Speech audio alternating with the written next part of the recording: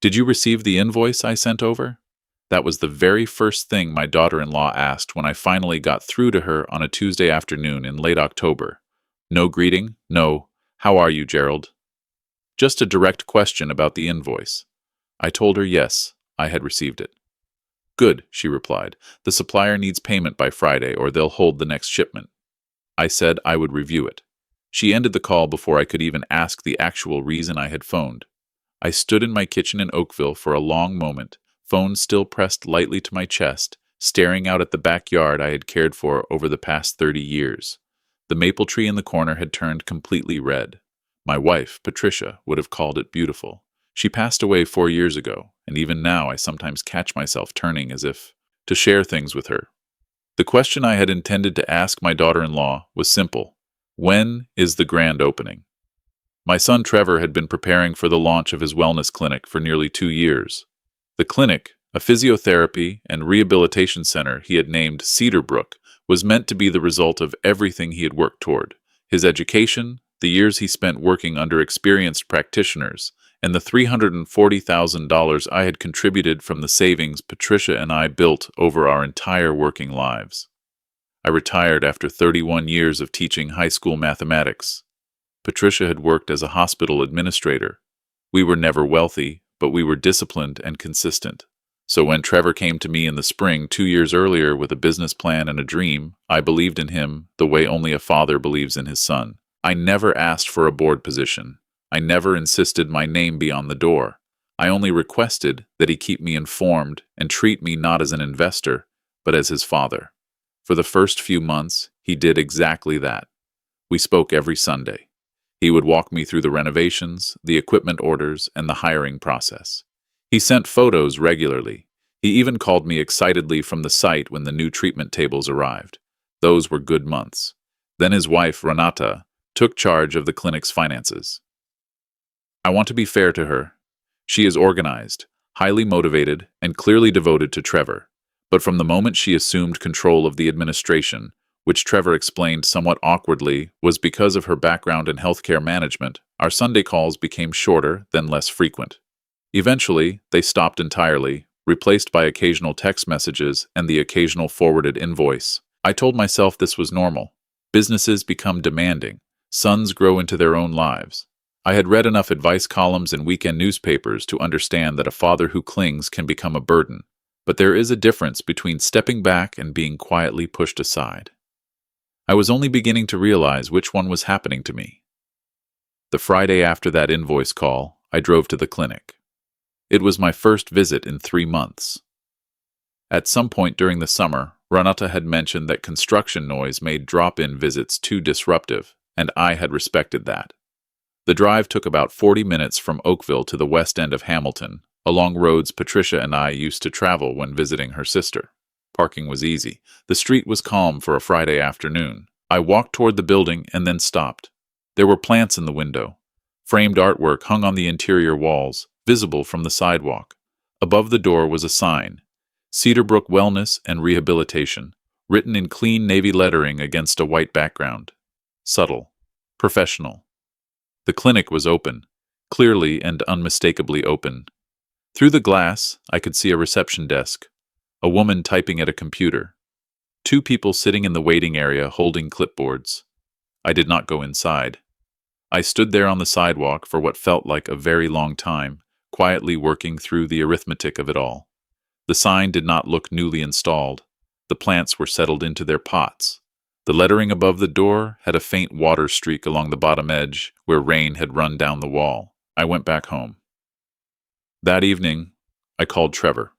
The call went to voicemail after 3 rings. I called again the next morning.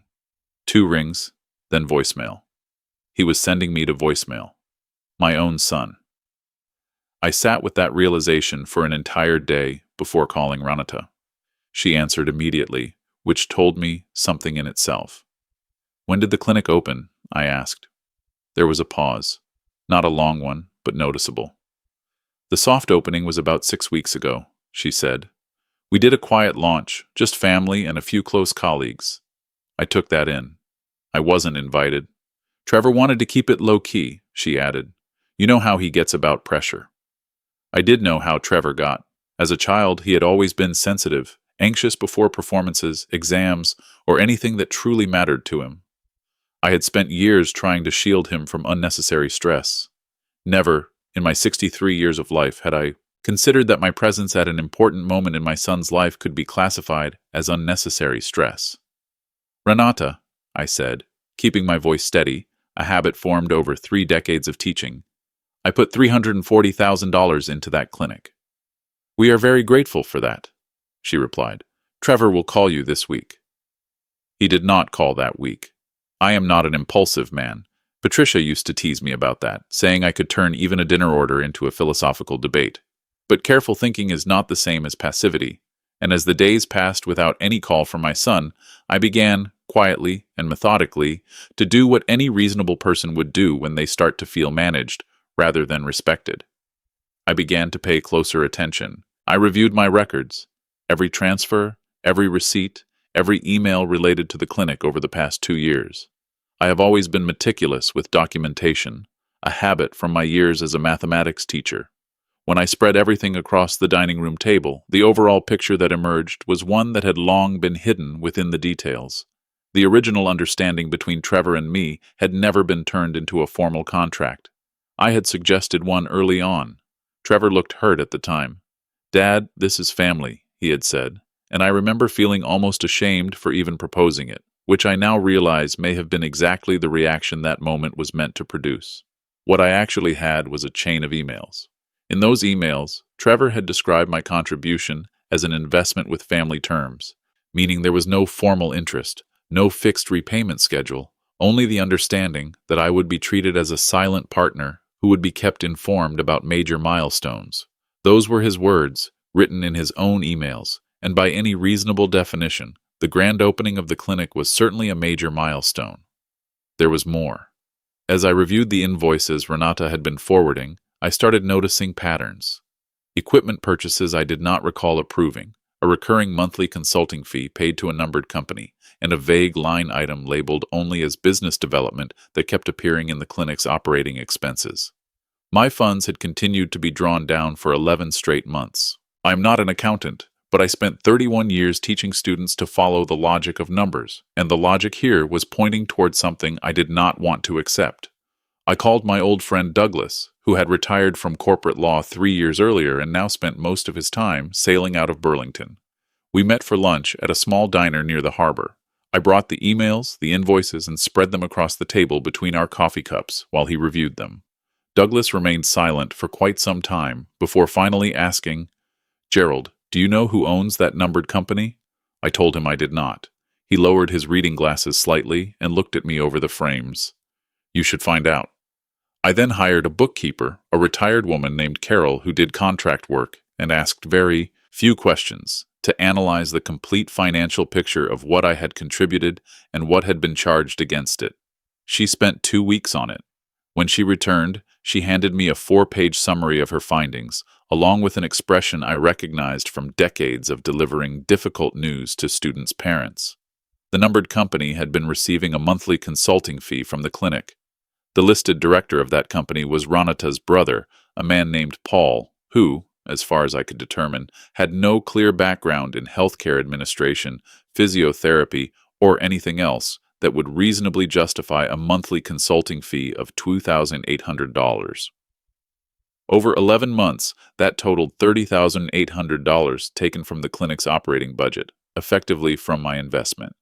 There were other details in Carol's report, but that figure remained with me, heavy and unmistakable, like a stone dropped into still water. I did not call Trevor immediately. Not yet. I needed time to think and to fully understand the situation before saying anything. This is probably the point where a different sort of man might have driven straight to Hamilton and created a scene, but scenes rarely achieve anything. Patricia always used to say that you do not win by raising your voice. You win by being the last one calmly seated at the table. Through a mutual contact, the husband of a former colleague who had previously done business with Cedarbrook's landlord, I was able to review a copy of the clinic's lease. I will not go into detail about how, as it does not reflect particularly well on anyone involved. What mattered was what the document revealed. The lease had been signed with a personal guarantee, and not jointly by Trevor and Renata, but by Trevor alone. Whatever I had been led to believe about the business structure, the true financial risk rested squarely on my son's shoulders, not shared with his wife, and not distributed through any corporate framework that might have offered some protection. If the clinic struggled, Trevor would be personally liable. I do not know whether Renata was aware of this when she approved Paul's consulting fees. I do not know what discussions took place in their home that I was never part of.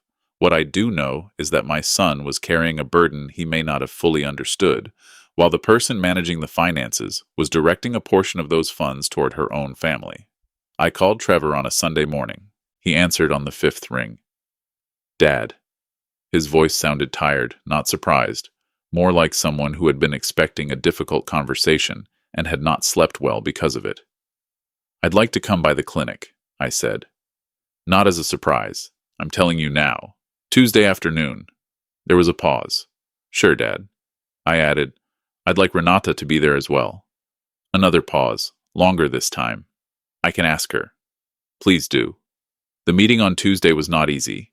I spent the weekend preparing the way I used to prepare for difficult parent-teacher conferences, methodically, without anger, and with the intention of reaching understanding rather than delivering punishment. I brought Carol's summary, my emails, and the lease information.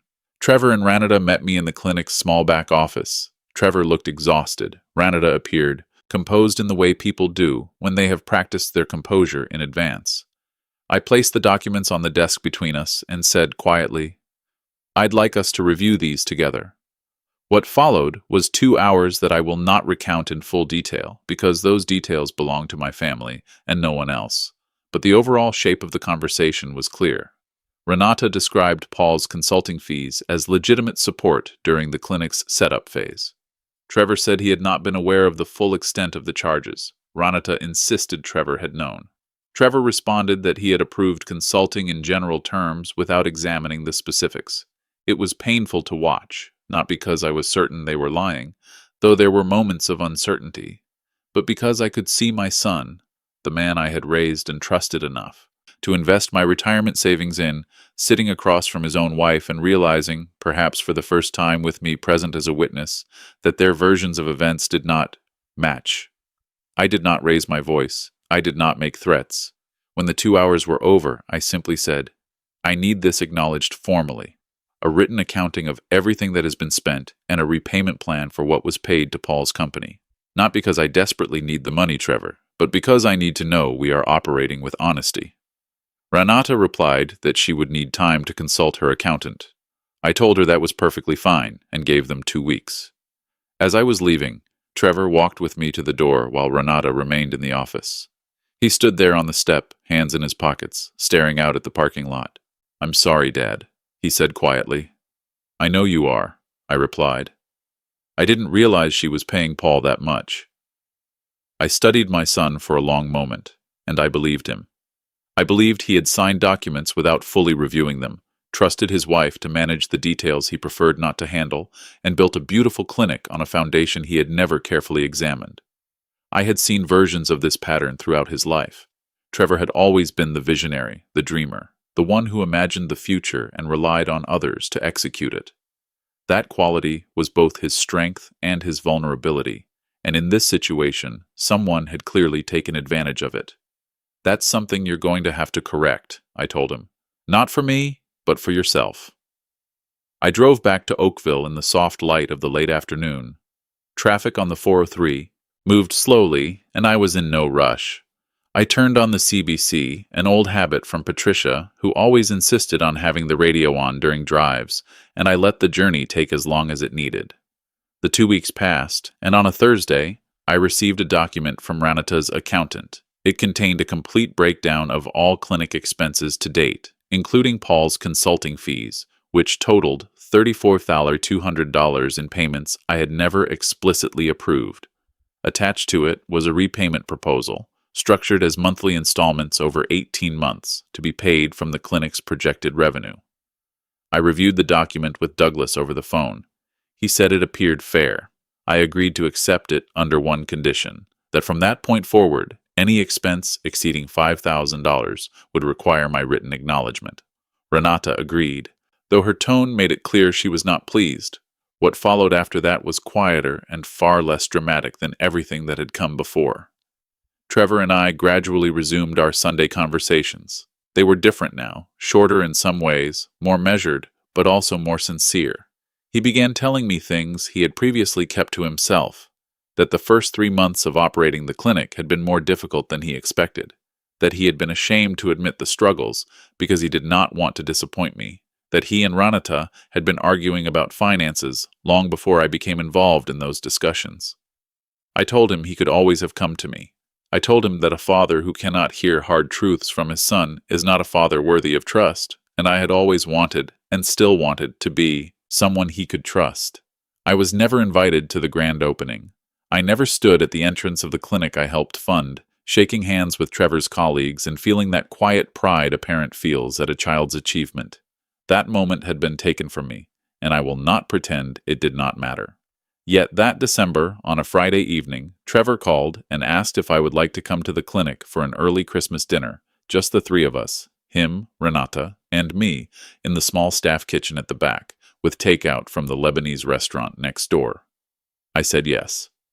I sat at a folding table inside my son's clinic, with takeout containers between us and a string of lights Trevor had hung along the window, and I found myself thinking about Patricia, about the 31 years I spent teaching other people's children the logic of numbers, and about what it truly means to invest in something. Money is the easier investment. You gather it slowly over time, release it in a single decision, and then it is no longer in your hands, out in the world doing whatever it will do. The harder investment is the one you make in a person over decades, through patience, presence, and the willingness to remain seated at the table even when the accounting becomes uncomfortable. I do not know whether Trevor and Renata have resolved every issue between them. That is their responsibility, not mine. What I do know is that my son looked at me across that folding table and said, "This would not exist without you." And he did not mean only the money. I am 63 years old. I have buried my wife, completed a full career, and navigated more difficult conversations than I can count. The lesson I keep returning to, the one I would offer to any parent who finds themselves in a position like mine, is simple. A contract is not a symbol of mistrust. It is a sign of respect. It says, "I take this seriously enough to put it in writing." It says, "I believe in this enough to make it real." My son's clinic is doing well now. The repayments arrive on the first of every month without fail. I visit on the second Tuesday of each month, and Trevor gives me a brief update over coffee, occupancy rates, new referrals, equipment upkeep. He purchased a new ultrasound machine in the spring, and he called me before signing the purchase order. That call, the one where he asked for my acknowledgement before spending the money, meant more to me than any grand opening ever could. I am not a man who needs celebration. I am a man who needs inclusion. There is a difference, and it took losing one to truly understand the other. If you are a parent who has given a child your money, your time, your trust, and you have begun to feel managed instead of respected, listen carefully to this. Your feelings are information. Do not ignore them. Do not convince yourself that you are being difficult or overly demanding, or that love requires silence. Ask the question, read the documents, request the accounting, and if your child is someone worth believing in, and most of them are, they will sit across the table from you, even when it is uncomfortable, and work through it together. That is what family truly means. Not the absence of hardship, but the willingness to stay.